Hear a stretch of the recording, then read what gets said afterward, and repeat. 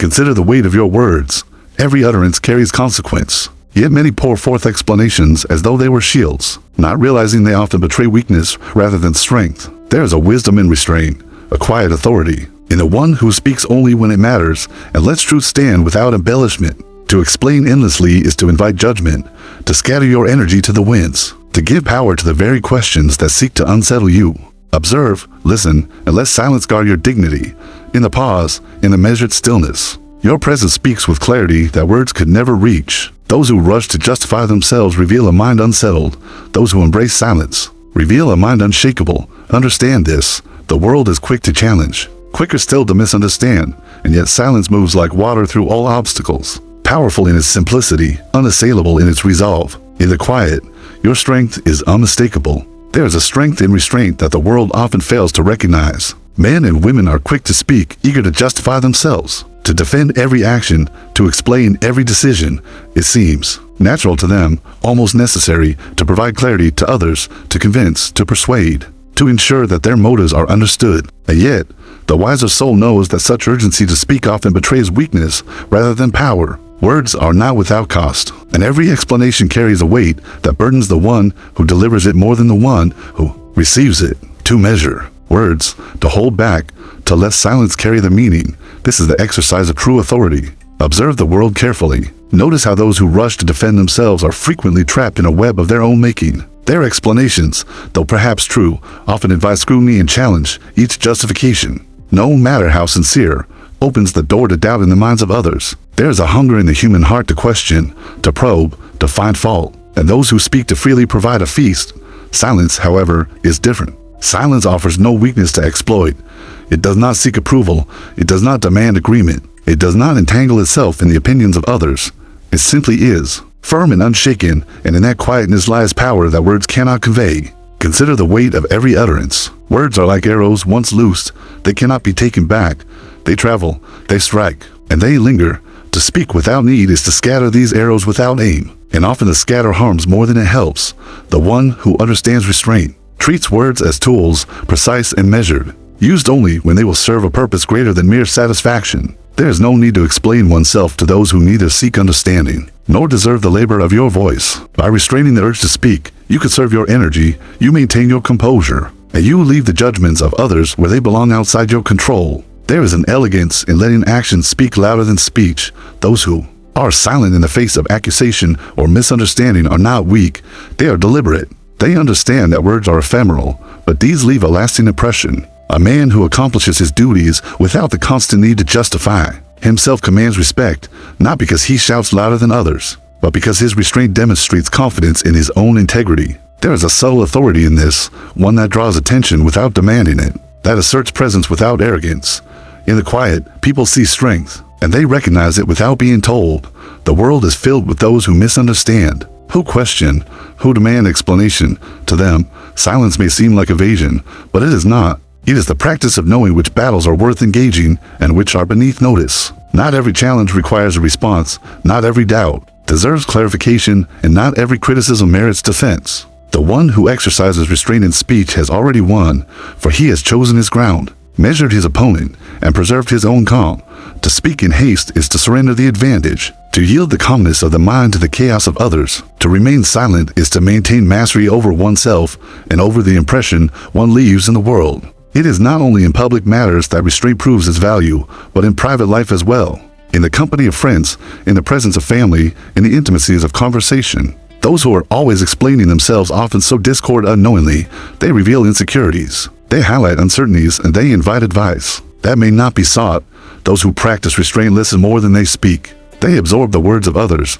They weigh them carefully, and they respond with a precision born of reflection rather than reaction. In doing so, they cultivate a calm that others notice and respect. They demonstrate that their thoughts are governed by reason and not by impulse, that their presence is measured, and that their energy is not squandered on fruitless explanation. Reflect also upon the mind itself. The compulsion to explain is often born of fear of judgment, fear of misunderstanding, fear of loss of face. But the mind that has trained itself in restraint does not act out of fear. It does not feel compelled to justify its choices to every passerby, nor to illuminate every shadow of doubt. Instead, it observes, evaluates, and acts in accordance with principle.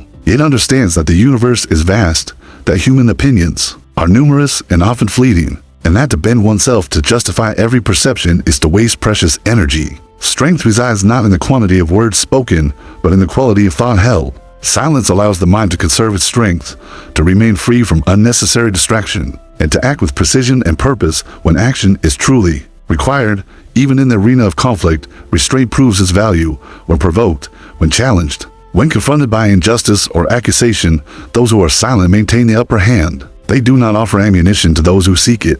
They do not reveal weaknesses that might be exploited. Their calm is a shield, their silence a sword that strikes without noise. There is a dignity in this approach, one that cannot be mimicked by noise or argument. It is a dignity born of self-mastery, of understanding that the mind is sovereign, and that the world's chatter need not dictate its peace. Let the lesson be clear. To explain constantly is to surrender power. To speak only when necessary is to command it. The strength of restraint lies not in avoidance, nor in apathy, but in deliberate choice. The one who restrains words is not timid, but wise. He measures the moment, considers the impact, and acts with intention. His silence is not absence, but presence. A presence that speaks volumes without uttering a single sound. Those who observe him see confidence, clarity, and control. They understand, often unconsciously, that here is a person who does not flinch at scrutiny, who does not bend to expectation, who carries himself with authority born of self-mastery. So understand, when you feel the urge to explain, pause, consider whether the words you are about to speak will illuminate or distract, empower or weaken, calm or inflame. Recognize that silence is not empty, but full of purpose. It protects, it strengthens, it conveys a presence that no explanation could match. In restraint, you demonstrate mastery over your impulses, over your audience, and over the fleeting judgments of the world.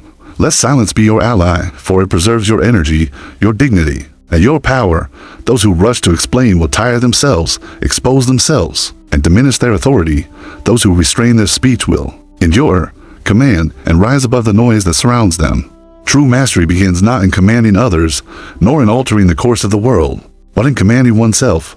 A man who cannot govern his own thoughts, his own impulses, his own desires, is like a ship without a rudder, tossed by every wind and every wave, never reaching the harbor of peace. Many expend their energy in arguments, in proving themselves to others, in chasing approval. Yet all of this is wasted if the mind remains untamed. Self-mastery is the foundation upon which all other strength is built.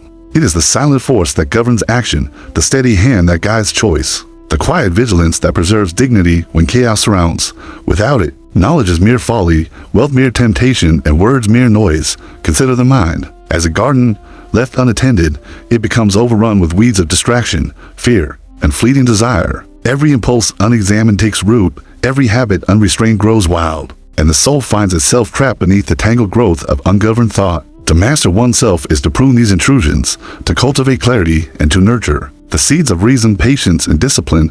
It is a lifelong exercise, one that demands vigilance, honesty, and courage. No external victory can compare to the triumph of a mind in harmony with itself, for in that harmony lies an unshakable peace that the world cannot disturb. Observe how often men allow the passions of the moment to dictate action. Anger erupts, and words are thrown carelessly. Envy distorts judgment. Desire drives choices that later bring regret.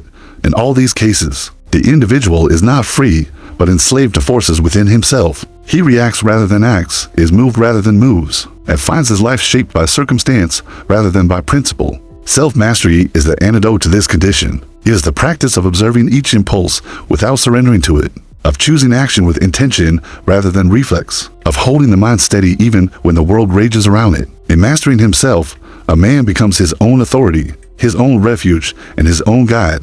Silence and restraint are natural companions to self-mastery. To speak without necessity, to react without thought, is to betray the discipline one has cultivated.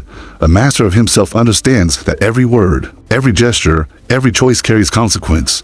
He does not seek to impress. He does not feel compelled to defend. He acts in accordance with reason, guided by principle rather than by fear or desire for approval. The world may misinterpret him, criticize him, or challenge him, but his inner steadiness remains unshaken. This is not arrogance. It is the quiet confidence of one who has aligned his mind, his will, and his actions with truth. Self-mastery extends to the management of desires as well. Men are often driven by the pursuit of wealth, reputation, pleasure, or recognition, yet these are fleeting and fragile. The individual who has mastered himself is not blind to the world.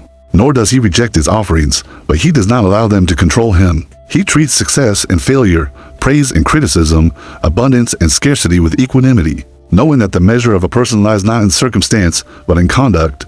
Desire, when unchecked, becomes a tyrant. With discipline, it becomes a tool. The mind that has achieved mastery knows this distinction and employs it wisely, neither enslaved by craving nor blind to opportunity. Reflection and self-awareness are central to this mastery. A man must examine himself daily, acknowledging faults without indulgence, cultivating virtues without arrogance. He must question his motives, observe his reactions, and measure his words. In doing so, he recognizes patterns, anticipates impulses, and strengthens the capacity for deliberate choice. This vigilance is not burdensome, for it becomes a natural rhythm, a practice that shapes character with each passing day. The one who neglects this reflection allows himself to drift, swept by external forces and internal chaos alike. Self-mastery is the anchor, the steadying hand that secures the mind amidst turbulence. Even in relationships with others, self-mastery reveals its strength. When provoked, slighted, or challenged, the untrained mind reacts impulsively, seeking to defend, retaliate, or justify. The trained mind, however, remains composed. It chooses its response carefully, aware of both its own integrity and the futility of surrendering to rash emotion. In conversation, in negotiation, in conflict, the one who has mastered himself demonstrates patience, discernment, and strength. He does not waste energy on the trivial, nor does he allow others to dictate his mood. His calm is a shield and a weapon alike, protecting him from unnecessary suffering while commanding respect without declaration. The path to self-mastery is not found in fleeting moments of willpower, nor in grand gestures of control, but in small, consistent acts of discipline. It is in the decision not to speak when provoked, in the choice to act with reason rather than impulse, in the restraint of appetite and the cultivation of patience. These daily practices build a mind resilient to distraction, impervious to manipulation, and attuned to truth. Over time, this steady cultivation transforms the individual from a reactive participant in life to an intentional architect of his own experience. Understand also that self-mastery is intimately connected with freedom. The man enslaved by his impulses is, in truth, imprisoned, for he cannot choose his path or govern his conduct. Every unchecked desire, every unconsidered reaction is a chain. The one who has mastered himself, in contrast, walks freely through the world. His mind is sovereign, his choices deliberate, his actions align with purpose. He is not swayed by every opinion or provocation. He is guided by reason, virtue, and foresight. In this freedom lies the essence of strength, for no external circumstance can compel a man to act against the discipline he has cultivated. The world may praise those who command armies, accumulate wealth, or wield influence, but the one who has mastered himself commands something far more enduring.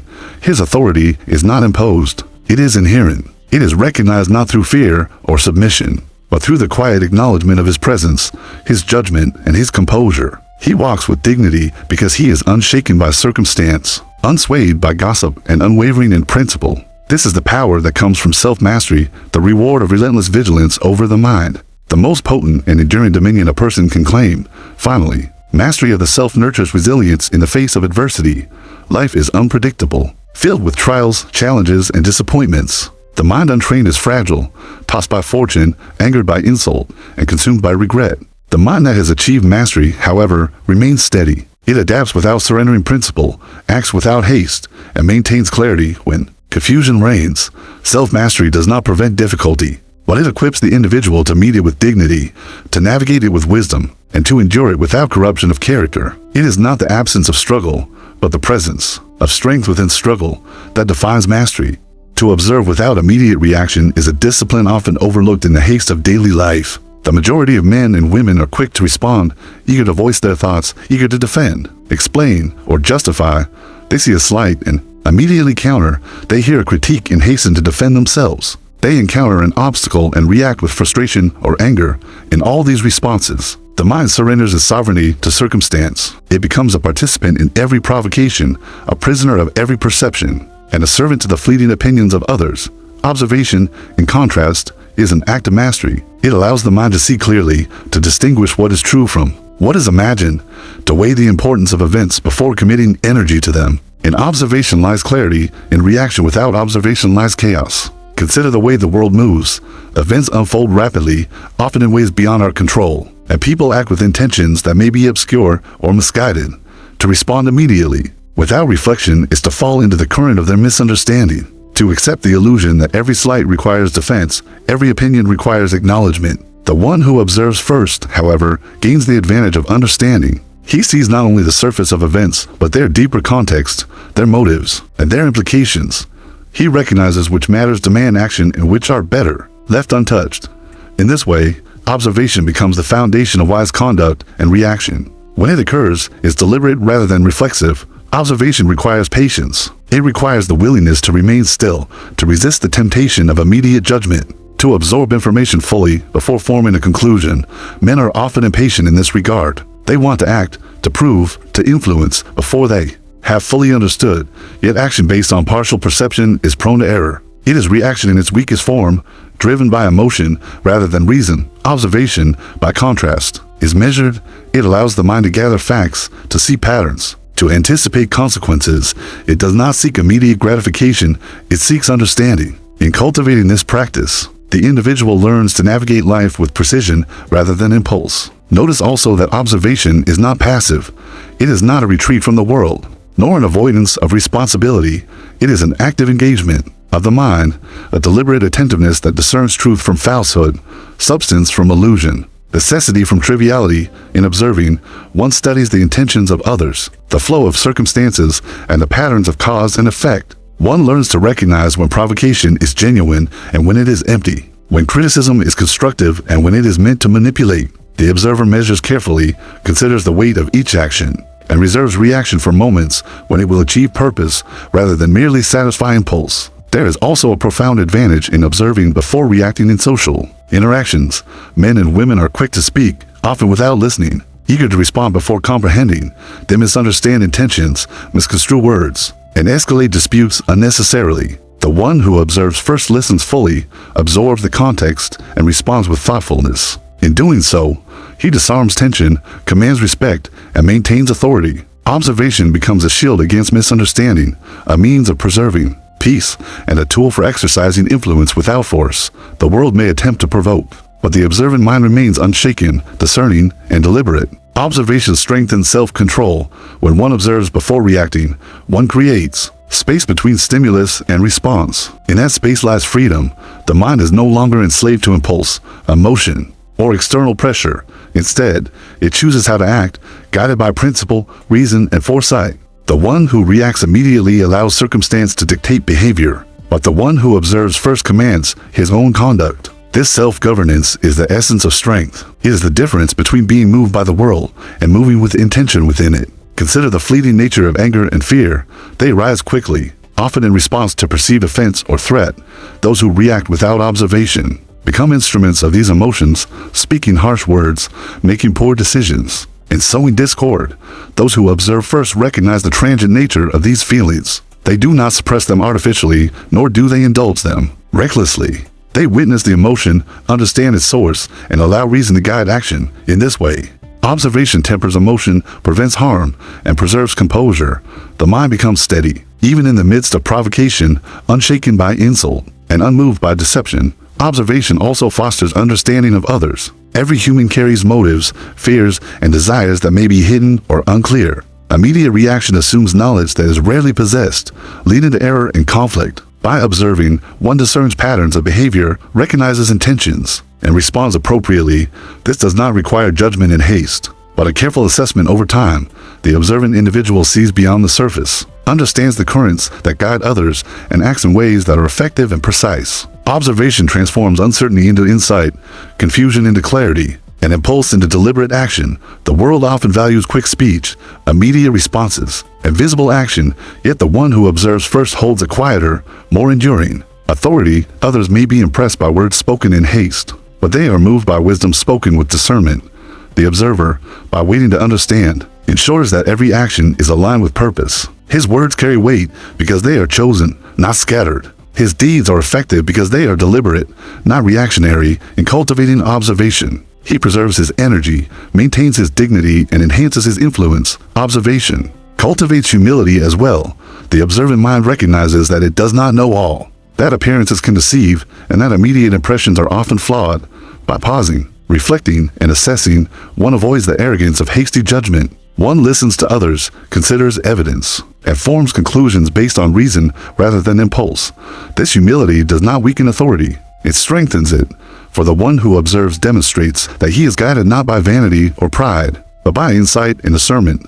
Finally, observation over reaction is a path to inner peace. Life is full of provocations, misunderstandings, and challenges. Those who react to each disturbance experience turmoil, frustration, and exhaustion. Those who observe first encounter the same world, but remain steady, composed, and deliberate. Their minds are not scattered by every insult.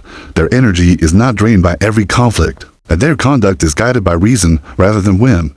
In this calm, the individual finds clarity, freedom, and enduring strength. The practice of observation is not a denial of engagement with the world, but an elevation of it, a mastery of circumstance, and a cultivation of wisdom that carries through every moment of life. Respect is not demanded, it is earned through conduct, through presence, through the measured expression of one's character. Many believe that authority comes from position, from title, or from the loud assertion of one's opinions, yet true. Authority is far subtler, far more enduring. It resides in those who act with calm assurance, who speak only when necessary, and who allow their actions to define their influence rather than their words. To command respect is to embody restraint, integrity, and wisdom. For others will notice the strength of character even when it is not announced. The man who must constantly explain himself or assert his value reveals that he is not confident in it, and in doing so, diminishes the authority he seeks. The one who remains measured, composed, and deliberate demonstrates power without effort, and in that silent strength lies the essence of true respect. Observe the world, and you will see this principle at work. Those who shout, who argue, who seek to convince with volume and insistence often gain temporary attention, but rarely lasting admiration. Their presence is noisy, but their authority is fragile, dependent on the approval or fear of others. In contrast, the individual who exercises restraint, who speaks thoughtfully and acts decisively, inspires trust and admiration. Others watch him carefully, noting how he maintains composure under pressure, how he responds to provocation with calm judgment, and how his actions align consistently with principle. Respect is drawn to this quiet power, for it recognizes stability, clarity, and mastery where others display agitation and uncertainty. Authority, too, is born of this careful practice. It is not forceful, nor coercive, but inherent. Those who act without a necessary explanation, who govern themselves with discipline, who choose their words and actions with intent, project an authority that others cannot ignore. It is a presence that speaks louder than argument, a command that does not require enforcement. Authority is recognized in the alignment of thought, speech, and action, in the confidence that comes from self-mastery, and in the ability to remain composed even when others act with volatility. This authority does not seek followers through fear or persuasion. It earns their attention naturally because others sense the steadiness, judgment, and integrity of the person who wields it. Consider how respect is fragile when tied to mere appearance or position. A man may hold a title, wear fine garments, or display wealth, yet these external markers cannot sustain genuine authority. They may create the illusion of power, but without the discipline of conduct and the restraint of speech, such power is superficial. Those who rely on external symbols of authority must constantly reinforce them through display, argument, or justification, and in doing so they reveal the insecurity beneath. True respect, in contrast, arises from the inner strength of character, from consistency in action, from the courage to act according to principle even when it is inconvenient or misunderstood. It is observed silently, acknowledged unconsciously, and rarely diminished by circumstance. The one who understands the balance of respect and authority also understands the value of listening and observation, by listening before speaking, by observing before acting, by withholding judgment until evidence is sufficient. He demonstrates that his words are measured and meaningful. Others notice this, and it shapes perception. The individual who does not rush to assert himself signals confidence, for he is not concerned with the approval or reaction of those around him. He trusts his own understanding and exercises discretion in all engagements. This restraint becomes a source of respect, for people instinctively recognize that here is someone whose presence is deliberate, whose intentions are clear, and whose character is steady. Respect is further reinforced by fairness and integrity. To act with consistency, to speak truthfully, and to uphold principle even when challenged earns admiration in ways that words alone cannot achieve. Authority, that is, rooted in character, is durable because it aligns with natural reason. Others may try to deceive, manipulate, or test. Yet those who maintain fairness and integrity are rarely undermined, for their power is not imposed externally, but cultivated internally. The measure of respect one commands is thus proportional To the depth of self-discipline and the clarity of one's conduct, words may be forgotten, positions may change, but the impression of integrity and calm authority endures. In the presence of provocation, the interplay of respect and authority becomes most evident. Those who react hastily, who argue to prove themselves, who explain unnecessarily, often weaken both their credibility and the esteem others hold for them. The observant mind understands that not every challenge requires response, not every criticism warrants defense, and not every opinion merits engagement. By acting with discernment, the individual preserves his dignity and demonstrates that his authority is not contingent on the fleeting judgments of others. Respect grows silently around him, drawn to the steadiness and clarity of his conduct. Consider also the subtle power of example. Authority is amplified when conduct serves as a model for others. Those who act with integrity, patience, and reason teach more than any speech can convey. People follow instinctively, not because of coercion, but because they see the wisdom and strength reflected in consistent action. Silence, restraint, and deliberate engagement become instruments of influence, reinforcing respect through demonstration rather than declaration. In this way, authority spreads not by command, but by example, and the observant individual recognizes that the most enduring influence is often quiet, measured, and invisible. The cultivation of respect and authority is inseparable from mastery of oneself. The one who governs his impulses, tempers his desires, and aligns his actions with principle naturally projects the presence of authority. Others sense the steadiness, the clarity, and the confidence that arise from inner discipline. They respect, not the volume of words, but the consistency of character, not the assertion of opinion, but the integrity of action, not the demand for recognition, but the quiet power of self-command. In this, the individual achieves a form of authority that cannot be taken away, diminished, or challenged lightly. For it is rooted in the unshakable foundation of personal mastery. Authority and respect are not static. They are reinforced each day through vigilance, restraint, and deliberate conduct. Every word spoken, every decision made, every action taken either strengthens or diminishes them. To command respect is to act with foresight, to speak with intention, and to govern oneself above all. Those who fail in this regard may appear powerful temporarily, but they are vulnerable to exposure, misunderstanding, and the judgment of others. The individual who has cultivated restraint, fairness, observation, and integrity maintains influence through all circumstances, drawing admiration naturally and consistently. Finally, the one who understands respect and authority recognizes that these qualities are intertwined. Respect is the acknowledgement of virtue, discipline, and integrity. Authority is the projection of inner mastery into the world. They are mutually reinforcing. The more a person governs himself with clarity and purpose, the more respect he commands. The more respect he commands, the more naturally his authority is recognized. The cultivation of these qualities is a lifelong practice, requiring reflection, discipline, and attention to conduct in every circumstance. Those who achieve it move through the world with calm assurance, influencing without imposition, guiding without coercion, and commanding respect that endures far beyond words or position. Inner peace is not granted by circumstance, nor is it found in the approval of others. It is cultivated within, through the discipline of the mind, the clarity of thought, and the mastery of one's own impulses. Men and women often seek tranquility in external things, wealth, recognition, comfort, or control over events, yet these are fleeting, dependent upon forces beyond the self, and prone to loss. The mind that seeks peace in the world will always encounter turbulence, for the world is neither constant nor accommodating. True peace, then, is the state of the mind that remains steady regardless of fortune, that perceives events without unnecessary disturbance, and that preserves clarity when others are swept into chaos. It is the reward of one who governs himself, who restrains unnecessary speech, who observes before acting, and who aligns action with principle. Consider the restless mind, the one that reacts to every insult, every misjudgment, every rumor. Such a mind is never at ease. It chases approval, seeks justification, and measures its worth against the opinions of others. In doing so, it surrenders freedom and subjects itself to constant agitation. Inner peace, however, requires independence from these forces. The individual who has cultivated it does not seek the consent of others to validate his choices. He does not bend to the expectations of the crowd or the fleeting judgments of society. His calm is not a shield from life, but a demonstration that the mind can remain sovereign amidst disturbance. Peace is achieved not by removing challenges, but by mastering the response to them, by meeting circumstance with reason rather than reaction, and by holding the mind steady when all around is uncertain. The practice of self-reflection is central to attaining inner peace. Each day, the mind must examine itself, acknowledge error without indulgence, and measure progress without pride. This honest introspection cultivates a deep understanding of one's motivations, fears, and desires. By observing the tendencies of the self, the individual learns to anticipate impulses, to moderate reactions, and to act in harmony with principle. The mind that is practiced in this way becomes resilient, for it is guided by reason rather than whim. Peace is not passive, it is the product of careful attention, of disciplined thought, and of the consistent application of virtue in all moments. Silence is a powerful ally in the pursuit of inner peace.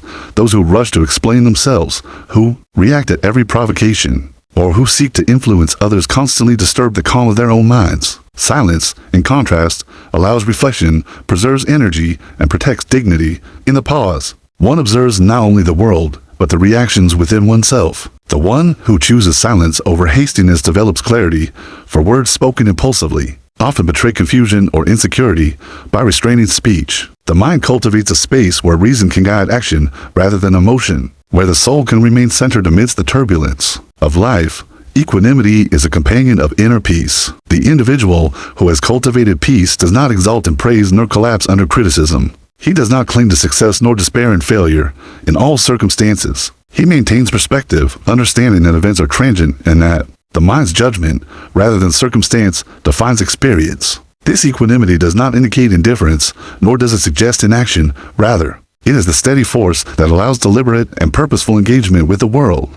By meeting each event with composure, the individual preserves energy, maintains clarity, and acts in ways aligned with principle rather than impulse. Inner peace also requires freedom from attachment to outcomes. The mind that is enslaved to expectation is perpetually unsettled, for fortune rarely aligns perfectly with desire. The one who seeks to control every result suffers continually, for disappointment follows inevitably. By cultivating detachment, by acting according to principle and virtue while relinquishing obsession over outcomes, the individual maintains a steady center. Actions are taken with diligence and care, yet the mind remains unshaken by success or failure, by praise or criticism. In this, peace becomes a state not dependent on fortune, but rooted in reason and self-mastery. Consider the role of observation in sustaining peace. The world is filled with agitation, provocation, and conflict. The unpracticed mind reacts impulsively, creating chaos within itself and magnifying the turbulence around it. The practiced mind observes first, discerns what is important, and acts deliberately by attending carefully to the events of life without surrendering to impulse. The individual maintains calm, navigates challenges with clarity, and prevents unnecessary disturbance of his inner state. Peace is not absence of difficulty, but presence of mastery, an unshakable steadiness that persists even when life is unpredictable. Patience is another essential aspect of inner peace. The impatient mind is constantly disturbed, seeking immediate resolution, recognition, or relief. Impatience fuels frustration, amplifies anxiety, and distorts judgment. The patient mind, however, endures challenges, tolerates delay, and works steadily toward purpose without succumbing to agitation. Patience allows reflection, encourages discernment, and preserves the mind from the turbulence that accompanies impulsive action. In practicing patience, one cultivates a sense of calm that is unshakable, a presence that others may notice and respect, and a clarity that guides effective action. Freedom from desire and fear contributes significantly to inner peace. The restless mind is often dominated by craving and avoidance, craving for approval, recognition, comfort, or security, and avoidance of discomfort, failure, or loss. This duality creates tension, distraction, and instability. The individual who masters desire and tempers fear achieves freedom from these distractions. He acts in accordance with reason, faces difficulty without retreat, and engages with the world without the burden of excessive longing or avoidance. Peace emerges from this disciplined engagement, for the mind is no longer swayed by extremes, but remains centered in principle and purpose. Finally, inner peace is nourished by understanding the impermanence of life. Every event, every encounter, every gain and loss is fleeting. The mind that clings to permanence or certainty is doomed to disturbance, for the world does not conform to its expectations. The peaceful mind recognizes this impermanence, accepts it, and aligns action with what is within control while relinquishing attachment to what is not. In doing so, tranquility is preserved, clarity is maintained, and energy is directed toward what is meaningful rather than squandered on resistance to the inevitable. Peace is thus not avoidance of life, but mastery of engagement, a steadfast calm that allows action, observation, and judgment to proceed unhindered by agitation or distraction.